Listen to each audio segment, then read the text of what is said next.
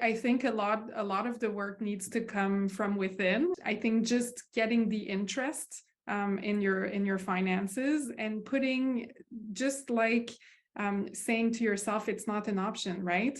So putting an appointment with yourself to deal with, and it's either for your business or for your personal budget, just setting some time in your calendar is something definitely that I think everybody should do. Competitive analysis. Like, we're seeing so many new businesses, startups, traditional, within the tech space, small businesses, so many new and emerging companies coming out of the pandemic. We had 2 million new businesses start up during 2021. But it has been demonstrated, and we've seen a lot of duplication of new innovative ideas, businesses that are not fully understanding the landscape that they are jumping into, and some lack of research in actually really being able to identify what is unique about their offering. We're also talking about building blocks of a lot of businesses in the last couple of years that have potentially missed these really foundational elements of starting their business: competitive analysis and the value prop, incorporating, understanding what great digital tools they should be building from the very beginning and leveraging so that their systems are in place, to the accounting and financial management, tracking and building as you mean to go on. Like, it's so hard to be navigating all these different parts of your business, but without that solid foundation, you see this ripple of challenges moving forward. I think having like advisory networks and networks that you can tap into for different types of advice at different stages as well. Like, you might be looking for a different type of feedback at a different stage of your business, and building these like advisory networks that you can tap into that are trusted, where you can really speak candidly and get solid feedback. I think that's really helpful.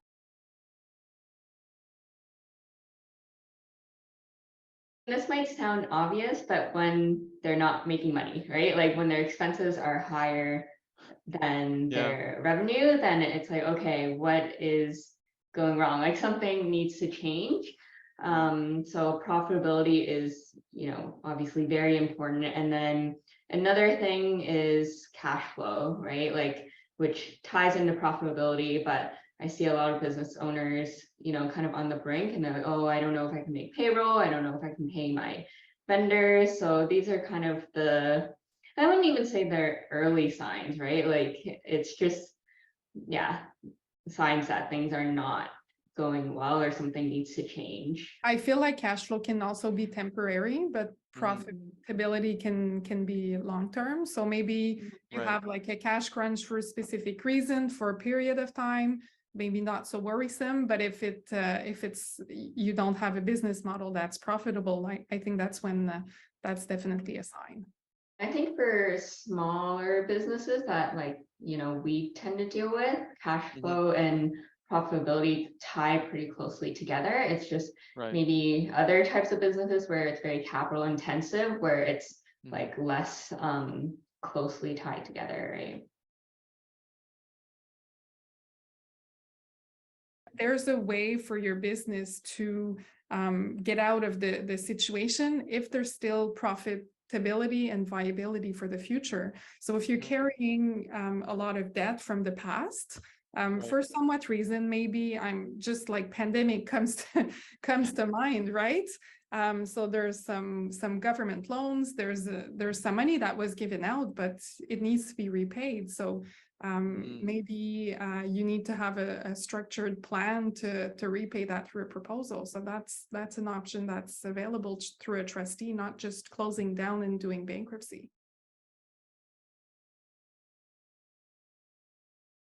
Scaling too quickly and making some investments. We've seen a lot of larger organizations in the last year in particular really, really suffer with this growth at all costs mindset. And that is, more so in the more traditional kind of tech environments that we sort of straddle as well. Founder is very important, but on the expense side, the two main expenses for most businesses are COGS and payroll.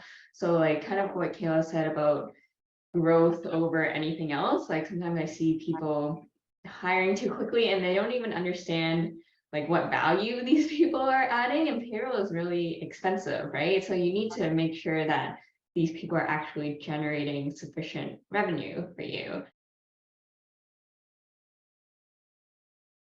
I would recommend having a comfortable awareness of every single part of your business. Like, you don't want one entire segment of your organization to be something that you don't understand, you're not comfortable approaching, et cetera. And we see that, with finance, for example, some entrepreneurs deciding to hire somebody dedicated to not even necessarily accounting, but overall financial management, and doing no homework to even start speaking that language a little bit and get more comfortable in that space. And that's a huge vulnerability that, there's so much that could potentially go wrong there.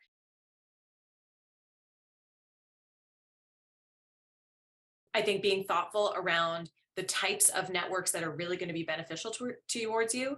Like, is your mental health the biggest thing that is struggling right now? You just need to find people in the community who understand how challenging it is to be a business owner. Is that where you want to focus right now? Are you actually looking for talent and wanting to market in spaces where you might be able to find your next hire? Are you looking for trade shows or trying to understand the technologies, and actually looking for maybe a network of suppliers that might be able to help you? If you hone in on what you're trying to solve, and create roadmaps, and it's going to go through seasons, right? The same network that you tap into Q1 of 2022 might be totally different than Q4, depending on where your business is at. And that's okay. But if you're constantly spreading yourself across so many different thin networking spaces, you might come out of it feeling a bit of a shallow sense of community, that you've said hello to thousands of people versus having a deep conversation with maybe 100 over a year. That could sort of segment the opportunities.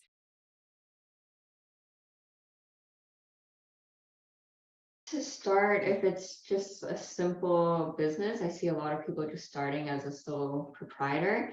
Then that way they don't need to incorporate, like they basically just include all that like income and expenses in their personal tax return.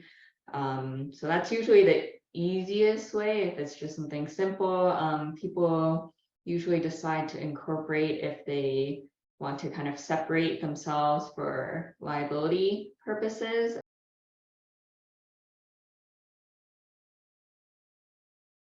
Having the right tech stack, especially in the cloud space, really helps owners get more relevant information quicker. So it just helps everything. It's just like way easier to look things up. It's way easier to reconcile. And usually if you get the financials quicker, then you can make decisions on that sooner.